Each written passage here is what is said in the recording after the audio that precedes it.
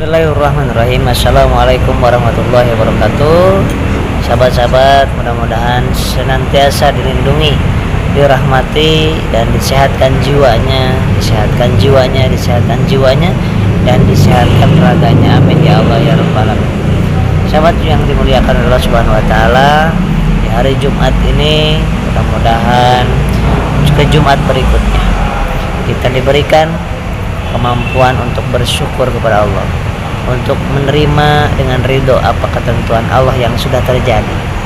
Karena penyakit kebanyakan, ketakutan, kecemasan itu karena tidak ridho dengan ketentuan yang Allah tentukan, dan tidak berserah diri dengan apa yang akan terjadi hari nanti, besok, lusa, dan sebagainya, dan merasa tidak bersyukur dengan hari ini, jam ini, menit ini, detik ini. Sahabat, kita perbaiki akhlak kita, karena agama itu adalah untuk memperbaiki akhlak, dan Rasulullah oleh Allah Subhanahu wa taala diutus ke muka bumi ini untuk menyempurnakan akhlak kita. Mari mulai saat ini kita sedang kurang akidah, kita sedang digempur akidah kita, maka kita perbaiki tauhid kita kepada Allah. Akidah kita perbaiki, kita luruskan, hanya bergantung ke Allah, hanya cinta ke Allah, hanya takut ke Allah, hanya bersandar ke Allah, hanya berharap ke Allah, hanya ingin dibalas Allah, hanya ingin dinilai Allah, hanya ingin dihargai Allah. Itu sampaikan kepada diri kita dan kepada anak-anak kita, kepada saudara kita, kepada keluarga kita. Yang kedua adalah bagaimana kita memperbaiki akhlak kita. Akhlak itu akhlak kepada Allah Subhanahu wa taala, akhlak kepada Rasulullah sallallahu alaihi wasallam, akhlak kepada orang tua, kepada guru, akhlak kepada saudara, kepada teman, kepada sesama muslim, kepada sesama orang walaupun bukan sesama muslim, kita ada akhlaknya. Kemudian akhlak kepada tumbuhan, kepada hewan, kepada makhluk-makhluk gaib, itu ada akhlaknya, sahabat. Nah, kemudian yang ketiga yang sedang krisis, yang ketiga adalah krisis ekonomi. Kita digempur tiga krisis ini: krisis akidah, krisis akhlak, dan krisis ekonomi.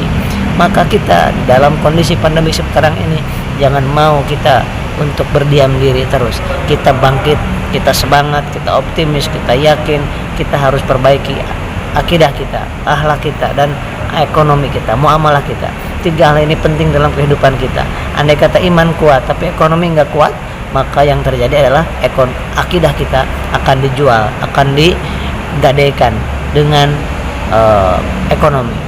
Maka sahabat-sahabat yang dimuliakan oleh Allah Subhanahu wa taala, kita perbaiki kesehatan akidah kita, kesehatan akhlak kita, kesehatan ekonomi kita. Tiga hal yang berkaitan ini berpengaruh kepada tubuh kita, dan yang menyebabkan psikosomatis adalah tiga hal ini, ya, tiga hal ini. Secara jiwanya, secara fisiknya yaitu medisnya, karbohidrat kurang, air kurang, kemudian gulanya kurang, glukosanya itu, dan geraknya kurang, istirahat kurang. Oleh sebab itu mulai saat ini dan seterusnya kita memohon kepada Allah agar senantiasa kita dikuatkan akhlak, akidah kita, tauhid kita. Kita tanya, kita baca tentang tauhid. Tauhid itu mengenal Allah. Semakin hari semakin kenal kepada Allah, semakin yakin kepada Allah, ya. Semakin yakin ke Allah, maka semakin hilang sirna tuh rasa cemas, khawatir itu, dijamin. Semakin yakin ke Allah, yakinnya cuman bukan di mulut aja, dari sanubari yang paling dalam, semakin yakin kepada Allah tentang hari kemarin, hari ini, hari esok, tentang hari ini di dunia ini, tentang hari alam penantian, alam mahsyar, alam surga. Kita yakin kepada hal itu, maka kita akan senantiasa indah, nyaman, tenang, lebih cepat sembuhnya dari psikosomatis tersebut. Tetapi kalau kita lemah akidahnya, lemah tauhidnya, maka obat sebanyak apapun, habis uang untuk berobat psikosomatis, ansietas, itu nggak bakal sirna penyakit tersebut kalau akidahnya, tauhidnya kita tidak perbaiki. Yang kedua adalah akhlak kita perbaiki akhlak kita. Karena orang yang sedang psikosomatis itu jarang sekali senyum, cemerut aja. Karena itu hormon noradrenalin yang akan keluar, kortisol yang akan keluar, yang akan mempengaruhi lambung dan GERD dan lain sebagainya. Yang ketiga adalah perbaiki kita muamalah kita, ekonomi kita. Mau pakai handphone online, mau jualan di depan rumah kita, jualan apa aja silakan, nggak usah malu jualan. Rasul, para sahabat jualan semua, berdagang semua, berbisnis semua. Jangan mau dilecehkan sama orang gara-gara kita jualan, berbisnis, berusaha. Karena kita adalah sunnah Rasulullah SAW, berbisnis, berjualan, berdagang. Tidak ada orang kaya yang jadi karyawan, nggak ada. Kecuali karyawan itu korupsi, kecuali kalau karyawan itu sambil berdagang, sambil berbisnis, itu pasti kaya karyawan itu. Tapi mau direktur kayak dia, mau founder kayak dia, kalau dia mau masih menjadi karyawan, kemudian tidak mau sambil berdagang, ya, itu boleh jadi uangnya banyak tapi terlilit hutang dan riba. Maka dari itu berjualan, berbisnis, berdagang ini niatkan untuk mengikuti sunnah Rasulullah dan para sahabat Rasulullah SAW. Ya, bekerja sambil dagang, mantap. Saya juga melakukan itu, kerja sambil dagang, kerja sambil bisnis, kerja sambil usaha, kerja sambil jualan apa aja. Jualan es kelapa saya pernah, jualan nasi bakar saya pernah. Itu kerja sambil jualan, kerja sambil bisnis.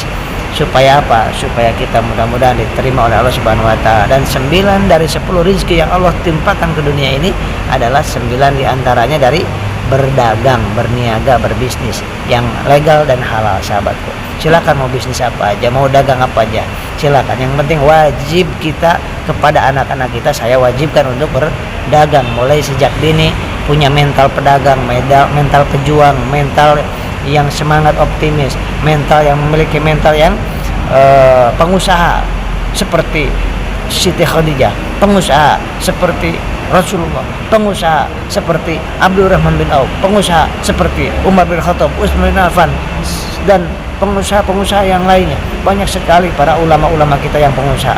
Jadi kejar akhirat, dunianya akan dimudahkan sama Allah. Maka yang sedang sakit, sedang pemulihan, jangan nunggu sehat dulu, mulai sekarang aktivitas, dagang, usaha. Tapi jangan lupakan makan air putih, air manis, aktivitas, senyum, istirahat. Ya, insya Allah mudah-mudahan kita sholawat jangan lupa 1000 kali per hari. Shollallahu ala Muhammad, shollallahu ala Muhammad, shollallahu ala Muhammad. Insya Allah hati kita akan ditenangkan, adem, senyum yang bagus, senyum yang baik, senyum yang sering, ya.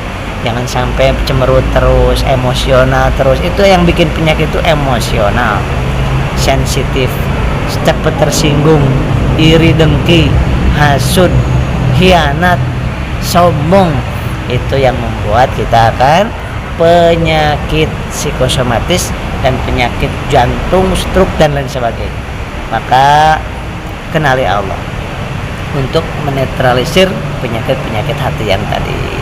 Mudah-mudahan kita semuanya dimudahkan untuk bersyukur, dimudahkan untuk berzikir, dimudahkan untuk mengabdi kepada Allah dan berbuat baik kepada sesama. Assalamualaikum warahmatullahi wabarakatuh.